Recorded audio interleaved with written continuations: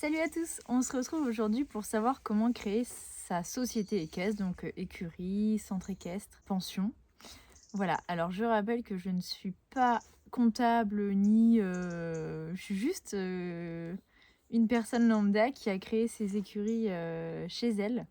Et du coup, je vais vous raconter un petit peu le cheminement pour arriver à monter sa société équestre.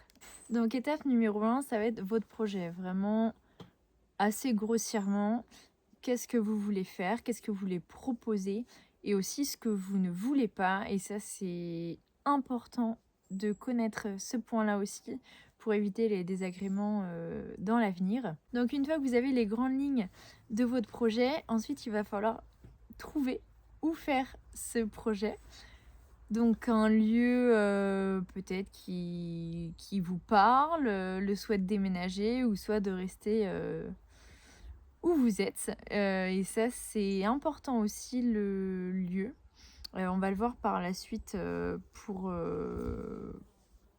certaines choses. Donc malheureusement, parfois, vous allez voir que même si vous voulez faire un projet à tel endroit, et bah pour la bonne santé de votre future entreprise, c'est pas forcément viable. L'étude de marché, donc justement, c'est en lien avec ce que je vous expliquais juste avant. Quand vous allez faire votre étude de marché, vous allez peut-être voir qu'il y a trop de concurrence ou soit qu'il n'y a pas du tout assez de clients pour ce projet-là, ou soit que ça va pas être en adéquation par rapport à ce que vous proposez. Voilà, donc l'étude de marché, c'est hyper important. Ne négligez pas ce point-là puisque, comme on le sait, des écuries, c'est un gros budget.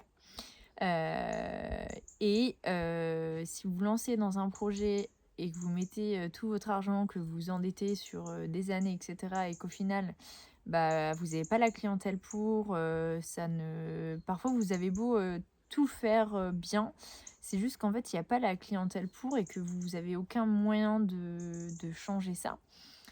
Donc vraiment l'étude de marché, c'est hyper important. Donc l'étude de marché, qu'est-ce que c'est? C'est vraiment, voir, les offres qu'il y a déjà dans ce secteur-là. Souvent, prenez un secteur de 20 à 30 kilomètres en fonction de ce que vous voulez faire. Voilà et leurs tarifs aussi. Voyez un petit peu leur installation, leurs tarifs comme je vous disais. Essayez vraiment de comparer par rapport à vous ce que vous voulez proposer, savoir si vraiment ça change, ou si ça va être exactement la même chose, leurs tarifs vont avoir une indication sur, le financement que les gens ont dans le secteur, si je puis dire. Donc si par exemple, vous voyez des pensions autour, du lieu où vous voulez faire votre projet, où les pensions ça dépasse pas les 180 € et que vous voulez, avoir un standing, enfin mettre un peu plus d'argent pour avoir des meilleurs locaux, heu, calculez bien derrière vos remboursements et cetera parce qu'en effet à 180 €, bah, on se paye, pas beaucoup quoi. Donc c'est aussi ça qu'il faut voir parce qu'il faut pas oublier qu'il faut manger à la fin du mois et payer ses crédits. Donc c'est très bien d'avoir, cette passion-là et d'avoir plein de projets. Mais vraiment, ne négligez pas du tout l'étude de marché parce que ça peut vraiment vous mettre dans la mouise. Voilà. Donc je mets ça aussi dans l'étude de marché. Moi j'avais fait, alors j'essaierai de vous retrouver ça. J'avais fait un peu un questionnaire, où du coup, je m'étais inscrite à des groupes, parce que moi je déménageais vraiment, je changeais de région et du coup je m'étais inscrite, sur les groupes, sur Facebook, chevaux, dans telle région, tout ce qui comporte, ça. Et du coup, j'avais fait un petit sondage, pour savoir si ça intéressait les gens, quelles prestations ils voulaient dans l'idéal et quel budget ils avaient aussi.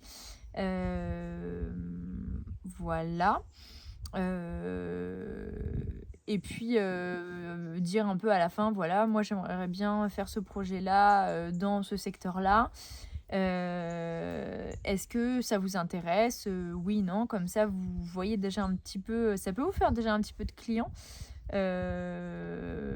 Et ça, pas hésiter à faire de la pub une fois que votre projet est sûr, on va dire, et qui juste avant de vraiment ouvrir pour gagner le maximum de temps parce que vos remboursements, crédits, etc., eux ne vont pas attendre. Et on sait très bien que le temps de se faire connaître, parfois ça peut mettre quelques mois, voire années parfois. Donc plus vous allez commencer tôt et moins vous allez devoir mettre de votre poche financièrement pour payer vos crédits. Donc une fois que vous avez un petit peu sondé tout ça, ensuite il y a le souci du financement. Donc là, savoir déjà si vous préférez louer des structures en premier, qui peut être pas mal quand vous vous lancez, quand vous savez pas, vous n'avez pas encore eu d'expérience d'écurie parce que entre ce qu'on pense et la réalité, je vous assure qu'il y a un monde. Voilà. Donc c'est vrai que plutôt que d'investir beaucoup d'argent dans un lieu, peut-être que louer, c'est la bonne méthode. Donc par rapport à la localisation que vous aviez trouvée, et votre étude de marché, etc., louer, en effet, c'est pas bête, mais ça demande aussi du financement. Donc bien voir, que ce soit pour louer ou pour acheter, par rapport à votre étude de marché, en fait, ce que ça peut vous faire gagner. Alors personnellement, je conseille, au début, de faire vraiment la fourchette basse de votre projet. C'est-à-dire que vous mettez surtout pas plus cher que les centres équestres autour, parce que faut déjà vous faire connaître. Donc si déjà vous êtes plus cher, etc., les gens, quand ils regardent et qu'ils voient que c'est le même prix, vont plutôt préférer aller dans l'écurie qui est déjà connue, on va dire, et au même prix. Donc mais ça, on y reviendra vraiment plus tard sur ce point-là. Donc ouais, vraiment bien calculer par rapport à ce que vous avez. Sur ça, je ferai une vidéo du coup à part spécifique qui expliquera comment faire ça. Voilà. Et puis vous donner un petit peu une ordre d'idée aussi, par exemple de l'électricité, de l'eau, ou même du prix d'une comptable, etc. Donc ça, on ferait ça dans une autre vidéo. Et du coup, là, on va passer à la partie crédit. Si vous faites un crédit et du coup, il faut passer par une banque. Vous avez plusieurs choix. Soit vous empruntez en perso. Voilà, parce qu'il faut savoir que les banques, dès qu'il y a un projet équestre, ils mettent vite le pied sur la pédale de frein. Donc ça peut être un frein si vous passez en pro et que vous vous lancez dans les chevaux. Voilà, donc passer en perso, c'est pas plus mal parfois. De toute façon, que ce soit en pro ou en perso, il y a quand même un dossier à monter. Le dossier en perso va être beaucoup plus simple qu'un dossier en pro. Voilà, il va y avoir un peu dans le perso l'apport, vos 3 derniers bulletins de salaire par exemple, votre avis d'imposition sur 2 ans. Qu'est-ce qu'il y a d'autre? Votre capacité d'endettement. De toute façon, renseignez-vous auprès de vos banques, parce que je suis pas banquière non plus. Voilà. Donc là, vraiment, cette vidéo, c'est vraiment pour dégrossir un peu, hein, mais si vraiment vous êtes dans ce projet-là, entourez-vous de professionnels. déjà prendre contact aussi avec une comptable parce que du coup on va le voir, si vous empruntez en professionnel, vous allez avoir beaucoup plus de papiers à fournir, dont un prévisionnel sur plusieurs années souvent. Et ça, un bon prévisionnel bien ficelé, bah, c'est une comptable qui va vous le faire. Parce que c'est vrai, quand on passe en pro auprès de la banque, faut pas trop se louper, quoi. C'est, là, ils vous voient vraiment comme quelqu'un de professionnel et ils vous demandent vraiment un truc carré parce qu'en fait, quand vous créez votre société et que vous voulez emprunter, la banque, elle a pas trop d'assurance derrière parce que bah, ça va être votre gagne-pain. Donc, vous n'êtes pas en CDI, il n'y a aucune sécurité ou quoi. Donc, vraiment, ce qui va jouer, ça va être votre sérieux. Que ce soit sur vous personnellement, sur votre passé bancaire aussi. Si par exemple vous jouez au casino, vous faites des paris, vous êtes souvent à découvert, voilà. Donc ça, attendez quelques mois avant d'aller à la banque si, si c'est votre cas, pour vraiment avoir un compte nickel. Et du coup, en tant que professionnel, votre prévisionnel, ça va être le seul document que votre banquier va avoir et qui va prouver, entre guillemets, que votre société va marcher et que vous allez pouvoir rembourser les crédits. Donc, il faut vraiment qu'il soit hyper bien calé, d'où le fait d'être accompagné par une comptable, un professionnel. Donc, une fois que vous avez tout ça, là, on va vraiment voir les faisabilités. Soit ça va pêcher au niveau du prix, soit au final en vous renseignant un peu plus sur le terrain de votre lieu de projet, bah, vous allez vous rendre compte que c'est pas en adéquation avec votre projet ou qu'il y a moins de demandes que vous le pensiez. Voilà, donc ça peut être tout un tas de raisons. Donc là, c'est vraiment là où vous allez, après toutes ces étapes-là, que vous allez vraiment savoir si votre projet est faisable ou pas. Souvent, le point qui pêche le plus, c'est la banque. Donc, soit la banque va vous dire, bah, pour ce montant-là, non. Ok, bah, dans ce cas-là, pour combien ce serait possible et à vous d'ajuster après. Voilà, peut-être du coup commencer beaucoup plus petit que ce que vous aviez prévu. Mais commencer petit, ça veut pas dire vous enfermer non plus plus tard dans l'avenir. Donc le temps peut-être de montrer à la banque que en effet vous avez un projet viable, etc. Que vous lui avez prouvé après quelques mois, années, que en effet votre société est rentable, etc. pour partir sur un plus gros projet. Voilà. Donc je vous le souhaite si jamais votre projet est validé. Ah, petite note aussi, ne vous arrêtez pas au refus d'une seule banque. Parce que clairement, si vous faites ça, vous allez vite mettre à l'eau votre projet, hein. Personnellement, j'ai dû demander à une dizaine de banques et puis aussi pour calculer pour comparer les taux, parce que le taux joue énormément. Parfois, j'avais des différences de 0,40. Donc 0,40, c'est énorme en différence de taux. Donc voilà, renseignez-vous vraiment sur plusieurs banques. J'ai fait aussi appel à des courtiers. J'ai vraiment fait le maximum pour en fait avoir le choix.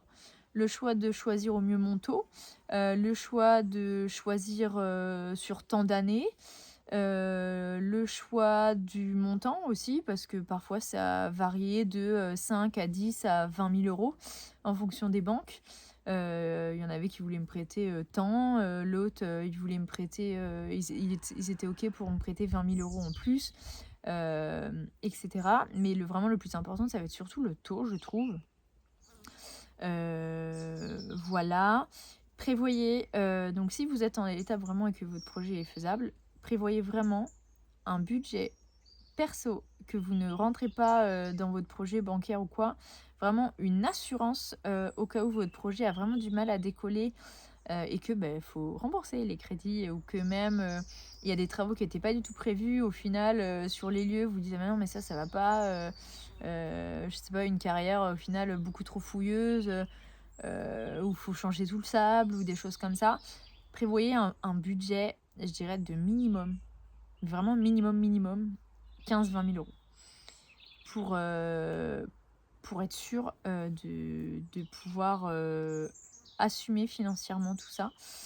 Voilà, et pas se planter parce qu'on sait très bien qu'à la banque, si vous remboursez pas vos mensualités, si derrière, vous voulez avoir un autre projet ou quoi, bah, ça va être liste rouge quoi, hein. Donc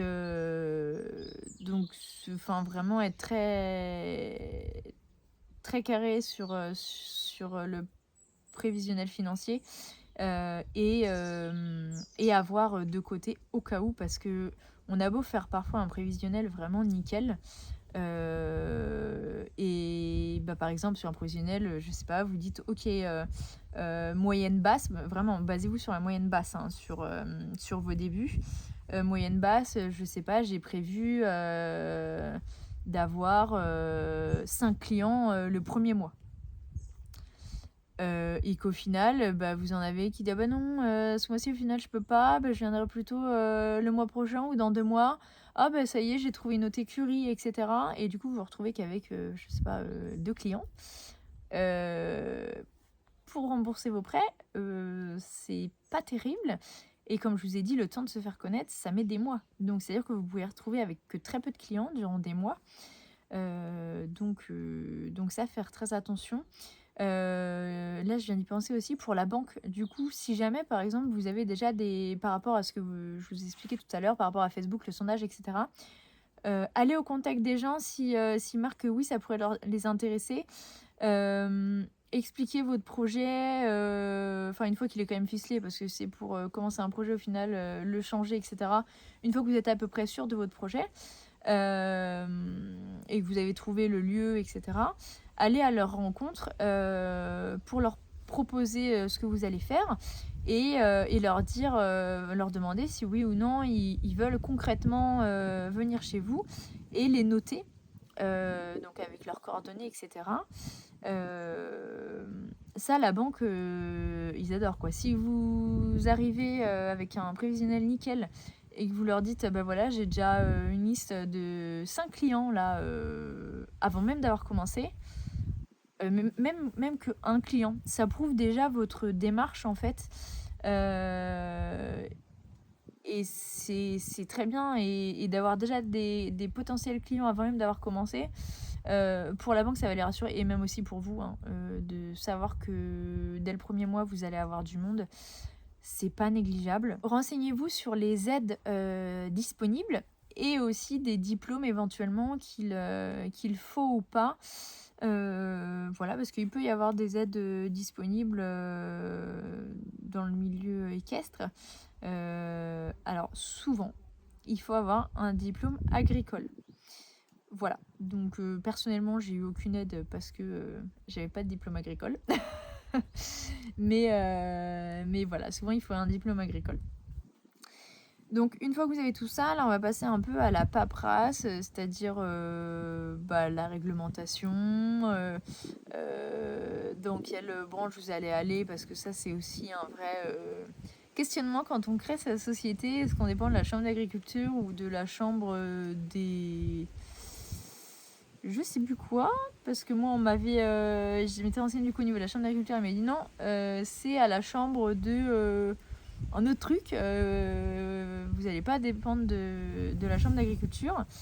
Ou au final, non, non, hein, je dépends bien de la chambre d'agriculture, donc au niveau de la MSA, etc. D'ailleurs, ça c'est un truc à prévoir dans votre prévisionnel, hein. Prévisionnel, vos cotisations MSA, etc. C'est pas donné. Pour savoir si vous allez dépendre de la MSA ou pas, en gros, à partir du moment où vous faites de la valorisation, donc du travail du cheval, de l'élevage. Vous dépendez de la chambre d'agriculture. Si jamais vous faites par exemple de la pension pour chevaux vraiment strict, et bien là, vous ne dépendez pas de la chambre d'agriculture. Mais renseignez-vous auprès d'un comptable spécialisé un peu dans les chevaux ou dans l'agriculture. Ils vont tout de suite vous dire, voilà. Et essayez pas trop d'économiser sur justement l'aide au niveau de la comptabilité, etc. Parce que leur aide peut vous être assez précieuse, que ce soit, par exemple, ils peuvent connaître les aides disponibles et vous en faire bénéficier. Et puis aussi par rapport à votre statut, etc., vous pouvez perdre énormément d'argent si vous vous trompez de statut. Donc ne faites pas du tout d'économie là-dessus, allez vraiment voir un professionnel et payez la somme qu'il faut et prenez un bon professionnel hein, qui s'y connaît parce que si vous allez voir un mauvais professionnel, vous allez juste dépenser de l'argent et il va vous en faire perdre aussi. Voilà. Bon, un peu comme dans tout, hein, entre bon et mauvais professionnel. Voilà, donc après, une fois que ça y est, vous avez votre projet, que vous êtes propriétaire, ou soit que ça y est, vous louez ou quoi, au niveau des réglementations, par exemple, là je pense aux normes sanitaires, il faut, ça vous avez toutes les infos sur l'IFCE. Alors là je vais peut-être dire des bêtises, mais je crois que c'est plus de 3 chevaux. Vous devez avoir un vétérinaire sanitaire, déclarer les lieux de détention à l'IFCE, enfin tout un tas de choses. Et aussi au niveau de l'accueil du public, il faut avoir certains documents, quoi. Donc renseignez-vous pour ça. Là, on va passer aussi sur une partie un peu moins cool au niveau des propriétaires justement et de la gestion. Donc ça, je ferai une vidéo vraiment là-dessus qui est très importante. Moi, c'est ce qui a pêché le plus. Voilà, donc par exemple au niveau des contrats que vous devez faire, au niveau de ce que vous devez accepter ou non, parce que c'est pas parce que vous débutez et que faut payer la banque, que vous n'avez pas encore beaucoup de clients parce que vous venez de vous installer ou que peut-être vous êtes encore en travaux, donc du coup ça limite aussi le nombre de personnes qui peuvent venir chez vous. Mais c'est pas pour autant qu'il faut se faire marcher dessus, quitte à en attendant peut-être prendre un petit mi-temps à côté, voilà, dans un truc vraiment dit un peu métier alimentaire, juste le temps que ça se lance, quoi. Mais ne vous pliez pas en quatre pour les propriétaires, ne vous laissez pas marcher dessus. Soyez juste, que ce soit ni trop aller dans votre sens, ni trop aller dans leur sens. Vraiment trouver un juste milieu, et personnellement je trouve que c'est ce qui est le plus difficile. Voilà, parce que quand on se lance, souvent c'est parce que on aime les chevaux, on aime les animaux, et donc on voit que le côté trop cool, je vais m'occuper des chevaux, ils vont être super bien, ils vont être super heureux et tout, et ça vous rend heureux et c'est top. Mais souvent, ils ont des propriétaires. Et c'est ça le plus dur à gérer. Les humains. Voilà. Donc, je vous mets en barre d'infos le lien vers les autres vidéos. Et moi, je vous dis à bientôt en vous souhaitant une bonne journée.